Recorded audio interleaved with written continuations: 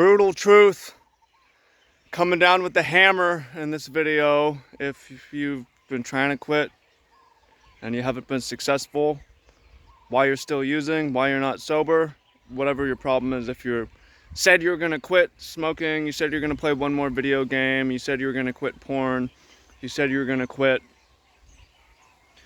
caffeine, coffee, and you keep doing it, and you keep saying you're going to do it, and you keep not doing it, you keep failing yourself. I'm coming in with some brutal truth in here, but I promise it's going to make you feel better. It's going to give you more purpose. It's going to give you a better game plan for how you can conquer these demons, how you can master your habits, how you can take control of your life. So welcome in, fam. Much love, Trav here. If that sounds interesting, then hit the thumbs up button and come along with me as we talk about the joys and wonders of sobriety and how you can get there. Okay, sound good? So this is a common thing. Some of my coaching clients and people who come through my course, they say like, yo dude, like I'm the guy who I always say I'm gonna quit, but then the next day comes around and I use again. What's the deal? Okay, so fundamentally you're not ready to quit, and that's okay. And you got to stop telling yourself you're going to quit, because it's okay to say, I'm not ready to quit. I'm going to keep using. I'm going to keep looking at porn. I'm going to keep drinking coffee every day. Or I'm going to keep doing alcohol, whatever. I'm not ready to quit. That's okay. It's worse to say over and over, I'm going to do this, and then you don't do it. I'm going to do this and you don't do it. Because when you say over and over what you're going to do and you don't follow through, you start to not respect your own word. You start to fall out of integrity with yourself. If you don't respect your own word, if you fall out of integrity with yourself, it affects everything. You say, I'm going to work out. Are you really? Do you really trust yourself? Do you really trust yourself when you say that? When you tell someone else, I'm committed to you.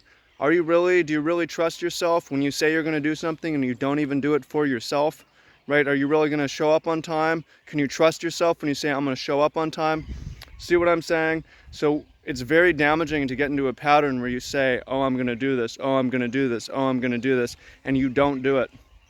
So it's okay to say, you know what? I have a problem. I like this, and I'm not ready to change. And I'm not going to keep lying to myself. So stop lying to yourself and admit, I'm not ready. Okay?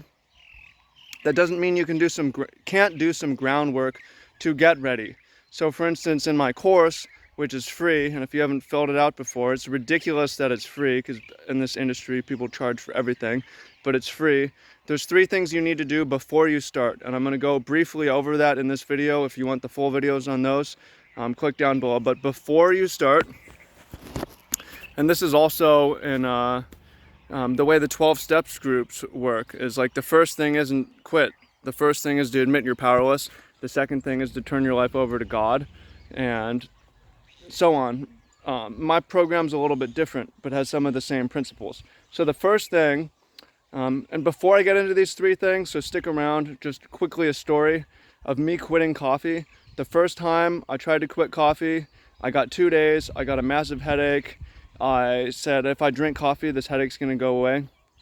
I went back and I drank coffee.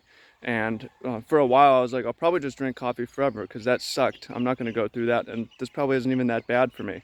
But later on, I had an awakening, and I did some groundwork. I did some research. I knew what to expect. I made myself ready, and I came in confidently, and I was able to go through the whole month, the whole week, 2 weeks of headaches in the month, and so on. And I mean, there's physiological withdrawals you're going to experience with anything if you use regularly, whether that's caffeine, alcohol, weed, whatever it is. Okay, so the 3 things you need to do before you start. The first one is you need to find a reason bigger than yourself. It's not just about you. It's not just about yourself. It's not about what you want to do. It's not about protecting yourself. It's about God. It's about family. It's about your legacy. It's about your friends. It's about your significant partnerships and relationships in your life. You need a reason bigger than yourself, because if it's just about yourself, it's not going to be enough reason for you to quit. So first thing is you got to find a reason bigger than yourself.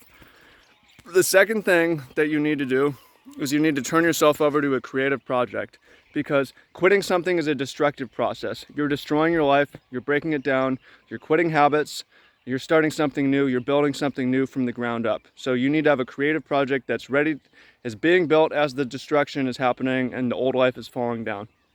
So that can be starting a business, a craft business, it could be getting a new sort of education, training, new hobby, new skill that you're learning, a new project, something creative that's going to fill the time, that's going to focus you, that's going to distract you from other stuff, that's going to prevent you from being bored, that's going to give you a purpose, motivation, some energy, take some energy from you. That could, ideally it's social as well, because there'd be other people involved. So that's the second thing you need to do.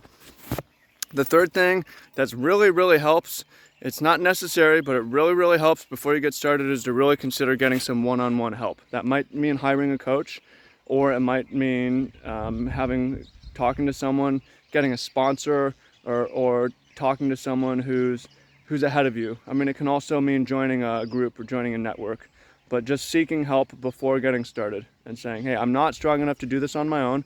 I've tried to do it on my own and I've failed. It doesn't mean you have to say that you're totally powerless and your life's totally unmanageable, but admit that I need help and I need a better plan, and I'm going to get a game plan going before I get started. And if I do these things, there's a great chance that I'm going to be successful. So the brutal truth is, if you aren't quitting, you haven't quit yet, you're not ready to quit yet. And that's okay.